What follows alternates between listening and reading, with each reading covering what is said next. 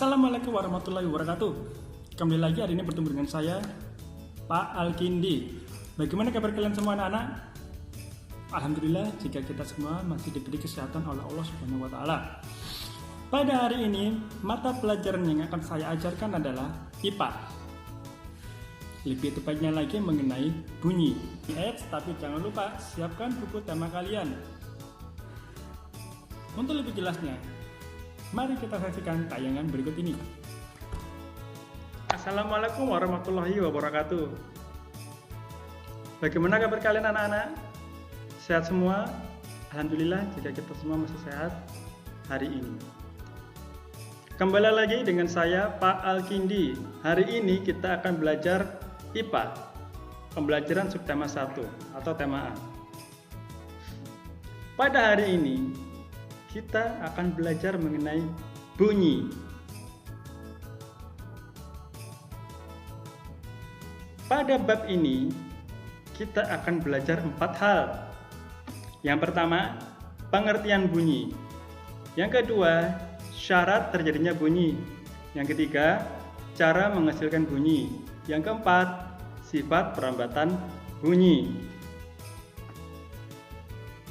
Sebelum mulai, coba keluarkan buku kalian dan buka halaman 8. Sebelum membahas lebih jauh mengenai bunyi, kita harus tahu dulu apa itu bunyi. Bunyi adalah energi yang dapat didengar. Dalam kehidupan sehari-hari, kita mendengarkan bunyi menggunakan apa anak-anak? Telinga, bukan hidung. Pakai telinga untuk mendengar. Pada kegiatan sehari-hari, kita bisa mendengarkan orang ngobrol, mendengarkan suara azan, mendengarkan suara beduk. Semuanya didengar menggunakan bunyi. Bagaimana bunyi tersebut bisa sampai ke dalam telinga kita? Bunyi merupakan energi yang dapat didengar, seperti yang tertera pada slide berikut. Cara bunyi bisa sampai ke telinga kita melalui perantara. Suara beduk, suara bapak menjelaskan, suara TV. Itu berasal dari benda-benda, kemudian getarannya menyalur melalui udara, masuk ke dalam telinga kita, menggetarkan gendang telinga, dan setelah gendang telinga bergetar, barulah kita bisa mendengar bunyi. Nah, tinggi rendah atau kuat lemahnya bunyi bergantung pada 3 hal. Yang pertama, frekuensi. Yang kedua, amplitudo. Dan yang ketiga, resonansi. Untuk lebih jelasnya mengenai frekuensi, amplitudo, dan resonansi, kita saksikan tayangan berikut. Frekuensi, tinggi rendahnya bunyi yang bergantung pada banyak getaran. Benda tidak akan mengeluarkan bunyi jika tidak ada getaran. Dan semua getaran menghasilkan bunyi, entah itu keras atau pelan. Semuanya pasti punya getaran. Kalau kalian tidak percaya, coba kalian bicara sambil pegang leher kalian.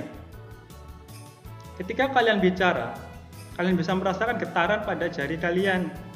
Ketika manusia bicara, pita suara bergetar. Dan getaran tersebut menghasilkan apa? Suara. Nah, jenis-jenis suara frekuensi berdasarkan getarannya ada 3. Infrasonik, audiosonik, dan ultrasonik. Infrasonik adalah getaran yang paling rendah, cuman ada 20 getaran per detik. Seperti yang ada di halaman 9, kalian bisa lihat pengertian lebih lengkapnya mengenai infrasonik dan contoh hewan yang mampu mendengarnya. Infrasonik di buku ada contohnya yang bisa mendengarkan suara infrasonik adalah anjing dan jangkrik. Kedua hewan tersebut bisa mendengarkan bunyi dengan getaran di bawah 20 per detik. Berikutnya audiosonik. Getarannya antara 20 sampai 20.000 getaran per detik. Suara ini hampir semua hewan makhluk hidup bisa mendengar. Manusia juga hanya bisa mendengar pada rentang suara 20 sampai 20.000 getaran atau frekuensi audiosonik. Apakah manusia bisa mendengarkan infrasonik? Tidak bisa. Telinga manusia kemampuannya berbeda dengan hewan-hewan seperti anjing dan jangkrik. Mereka, kita, manusia, tidak mampu mendengarkan frekuensi infrasonik. Dan yang ketiga, ultrasonik. Memiliki getaran di atas 20.000 getaran per detik. Dan hewan yang mampu mendengarkan suara ultrasonik, contohnya adalah kelelawar dan lumba-lumba. Manusia juga tidak bisa mendengarkan suara ultrasonik.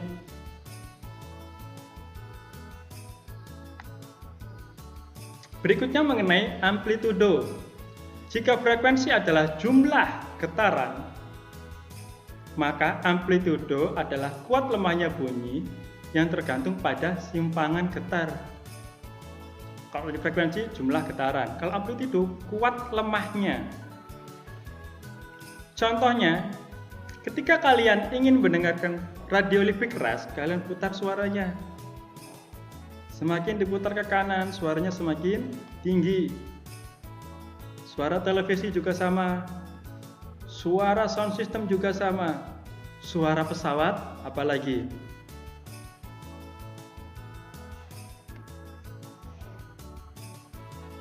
Berikutnya, resonansi.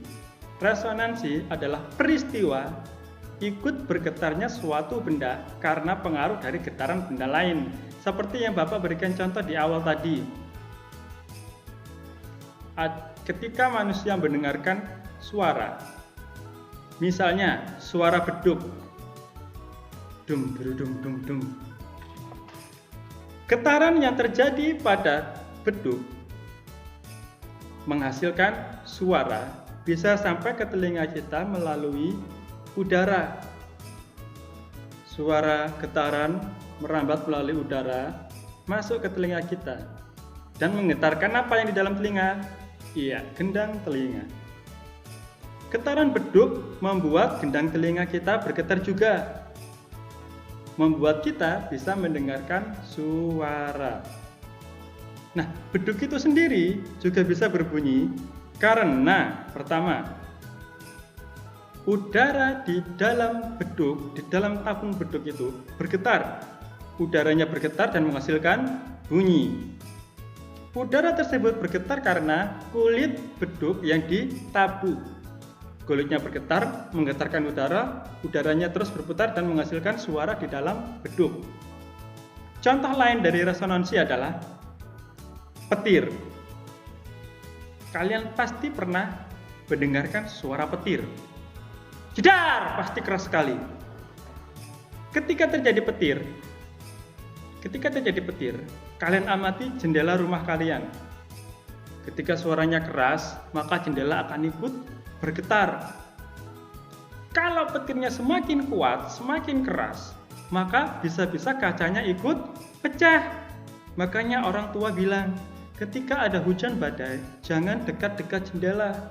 Bukan karena takut tersambar petir, tetapi jika petirnya terlalu keras dan kacanya pecah, kita bisa terluka oleh pecahan kaca. Selain petir juga bom. Suara bom sangat keras. Tanpa terkena ledakan, hanya karena suaranya saja, kita bisa melihat kaca-kaca jendela pecah. Kaca jendela bergetar karena apa? Suara yang merambat melalui udara dan sampai mengenai jendela, mengakibatkan jendelanya bergetar dan semakin kuat jendelanya akan pecah. Berikutnya mengenai sumber bunyi. Kalian bisa buka halaman 17.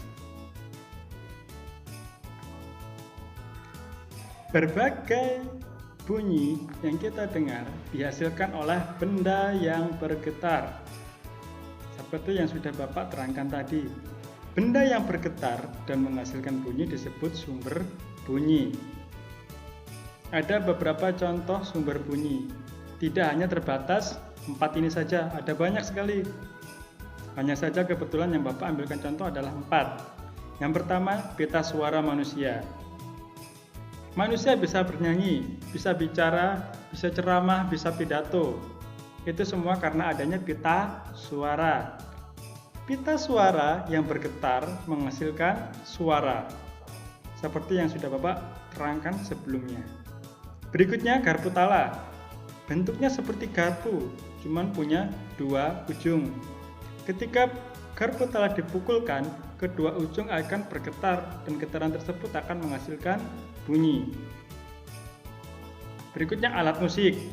Alat musik juga menghasilkan bunyi. Kalau alat musik nggak bisa menghasilkan bunyi, ya tidak ada musik yang bisa keluar. Contoh di sini adalah seruling. Seruling bisa berbunyi mengeluarkan suara karena udara di dalam bambu, di dalam seruling bergetar ketika kita tiup. Getaran tersebut menghasilkan bunyi. Ada banyak sekali contoh alat musik lainnya seperti gitar. Ketika digetarkan, yang pertama bergetar adalah apa? Senar. Senar bergetar. Kemudian getaran senar menggetarkan udara yang ada di dalam gitar, di dalam tabung gitar. Selain gitar, apalagi? Drum. Drum bergetar karena pertama apa? Dipukul. Dipukul bagian kulit luarnya bergetar. Getaran itu menggetarkan udara yang di dalam dan akhirnya menghasilkan suara. Ada banyak contohnya yang lainnya, kalian bisa cari sendiri. Yang terakhir, mesin bermotor. Motor, mobil, truk, pesawat, kapal yang pakai mesin. Pasti kalian pernah mendengar suaranya. Suara motor, apalagi kalau terlalu keras bisa menyakiti telinga. Berikutnya, kalian bisa buka halaman 18 mengenai bunyi dapat merambat.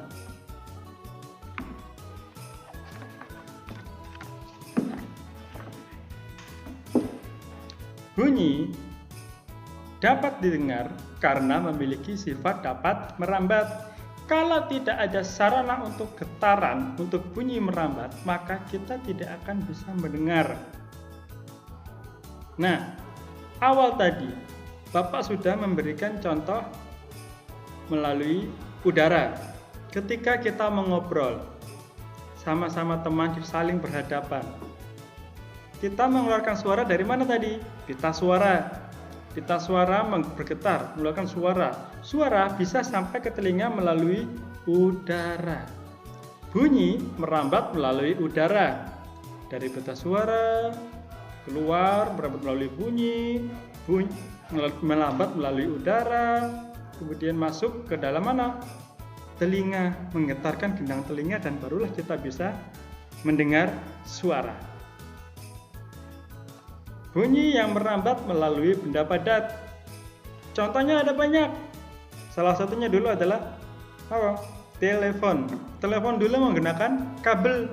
Suara dari satu tempat ke tempat lain disalurkan menggunakan kabel. Kemudian kalau kalian ingin mempraktekannya, suara bisa merambat melalui benda padat, coba kalian letakkan telinga kalian ke lantai. Kenapa di lantai? Ketika ada orang berjalan, kalian akan bisa mendengarkan suara langkah kaki orang tersebut ketika kalian menempelkan telinga di lantai. Orang zaman dahulu menggunakan cara ini untuk apa? Berburu.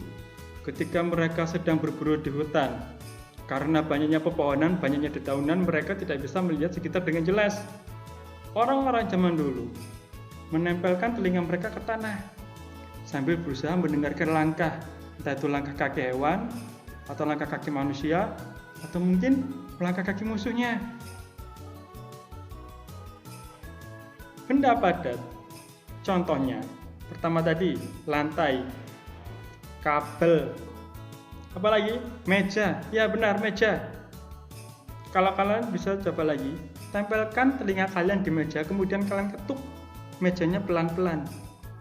Kalian bandingkan, ketika kalian menempelkan telinga ke meja dengan tanpa menempelkan ke meja, suara mana yang lebih keras? Jawab nanti pertanyaannya. Yang ketiga, bunyi merambat melalui benda cair. Benda cair itu apa contohnya? Air. Makhluk laut, hewan laut. Mereka berkomunikasi menggunakan suara, tetapi tidak melalui udara. Mereka melalui air. Contohnya, suara ikan paus, suara lumba-lumba. Mereka berkomunikasi menggunakan suara yang merambat melalui media apa? Air. Karena di dalam lautan adanya air, udaranya di atas semua. Nah, dari ketiga jenis udara, benda padat, dan benda cair, yang paling mudah menyalurkan getaran, menurut kalian yang mana? Coba jawab. Ya, yang paling mudah menyalurkan getaran atau menyalurkan suara adalah benda padat. Diikuti yang kedua adalah udara, dan yang terakhir benda cair. Kalau tidak ada udara, manusia tidak bisa mengobrol. Contohnya di luar angkasa. Kalau di luar angkasa, kalian nggak bisa ngobrol karena nggak ada udara. Di dalam lautan, meskipun tidak ada udara, masih ada cairan sehingga suara masih bisa merambat.